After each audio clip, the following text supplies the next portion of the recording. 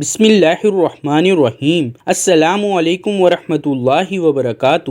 نبی کریم صلی اللہ علیہ وآلہ وسلم کی وفات کا وقت جب آیا، اس وقت آپ صلی اللہ علیہ وآلہ وسلم کو شدید بخار تھا۔ آپ نے حضرت بلال کو حکم دیا کہ مدینے میں اعلان کر دو کہ جس کسی کا حق مجھ پر ہو وہ مسجد نبوی میں آ کر اپنا حق لے لے۔ مدینے کے لوگوں نے یہ اعلان سنا تو آنکھوں میں آنسو آ گئے اور مدینے میں کوہرام مچ گیا۔ سارے لوگ مسجد نبوی میں جمع ہو گئے۔ صحابہ کرام رضوان اللہ اجمعین کی آنکھوں میں آنسو تھے، دل بے چین و بے قرار تھا۔ پھر نبی کریم صلی اللہ علیہ وآلہ وسلم تشریف لائے۔ آپ کو اس قدر تیز بخار تھا کہ آپ کا چہرہ مبارک سرخ ہوا جا رہا تھا۔ نبی کریم صلی اللہ علیہ وآلہ وسلم نے فرمایا، اے میرے ساتھیوں، تمہارا اگر کوئی حق مجھ پر باقی ہو تو وہ مجھ سے آج ہی لے لو۔ میں نہیں چاہتا کہ میں اپنے رب سے قیامت میں اس حال میں ملوں کہ کسی شخص کا حق مجھ پر باقی ہو۔ یہ سن کر صحابہ کرام رضوان اللہ اجمعین کا دل تڑپ اٹھا۔ مسجد نبوی میں آنسوؤں کا ایک سیلاب بہہ پڑا۔ صحابہ کرام رضوان اللہ اجمعین رو رہے تھے لیکن زبان خاموش تھی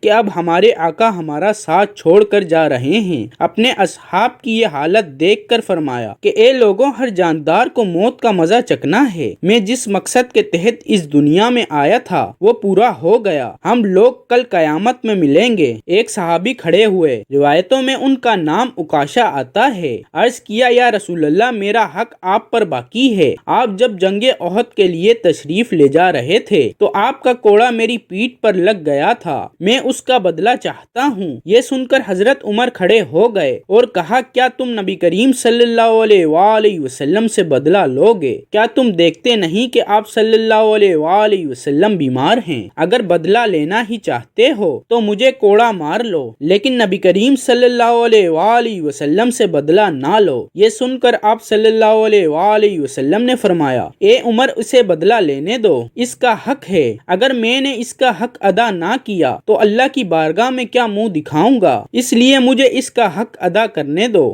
آپ نے کوڑا منگوایا اور حضرت عکاشہ کو دے دیا اور کہا کہ تم مجھے کوڑا مار کر اپنا بدلہ لے لو۔ حضرات صحابہ کرام رضوان اللہ اجمعین یہ منظر دیکھ کر بے تحاشا رو رہے تھے۔ حضرت عکاشہ نے کہا کہ یا رسول اللہ، میری ننگی پیٹھ پر آپ کا کوڑا لگا تھا۔ یہ سن کر نبی کریم صلی اللہ علیہ وآلہ وسلم نے اپنا کرتا مبارک اتار دیا اور کہا، لو تم میری پیٹھ پر کوڑا مار لو۔ حضرت عکاشہ نے جب رسول اللہ صلی اللہ علیہ وآلہ وسلم کی پیٹھ مبارک کو دیکھا تو کوڑا چھوڑ کر جلدی سے آپ صلی اللہ علیہ وآلہ وسلم کی پیٹھ مبارک کو چوم لیا اور کہا، یا رسول اللہ، میرے ماں باپ آپ پر قربان ہوں، میری کیا مجال کہ میں آپ کو کوڑا ماروں؟ میں تو یہ چاہتا تھا کہ آپ کی مبارک پیٹھ پر لگی مہر نبوت کو چوم کر جنت کا حقدار بن جاؤں۔ یہ سن کر آپ صلی اللہ علیہ وآلہ وسلم مسکرائے اور فرمایا، تم نے جنت واجب کر لی۔